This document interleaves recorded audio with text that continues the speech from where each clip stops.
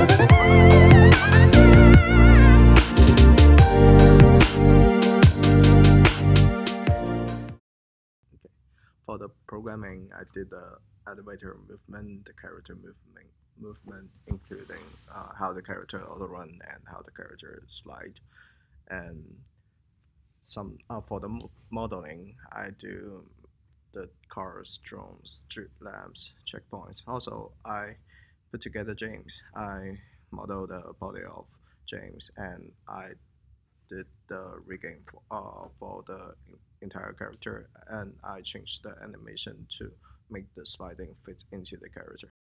For the making of Atomic James, I mainly did a lot of programming. I worked on the missile and the character respawn programming, as well as the functionality of the obstacles with taking strikes, and with the power ups with the invincibility, and the extra life power up, as well as the checkpoints, um, which goes into the respawns. I also worked on the camera switches for the third person and the side scroller cameras, and did all of the 2D art, including the logo, the background you see throughout the entire game, signs, the start page with the buttons and everything, and the UI with all the widgets, as well as helped with level design and the blockout of the office scene. For this game, I mainly modeled the obstacles, the office equipment, and power ups, as well as the character head. I also took part in the environmental design. Um, such as the underground garage and the fallout shelter slash ending scene. I also um, did a bit of programming for the drones in cars so they would be able to hover or move left to right. I also created the burning factory scene near the office of James, as well as put in a couple of collision effects for the missile and the car. Some of the challenges we faced during development of Atomic James was the lack of source control and sharing assets between team members.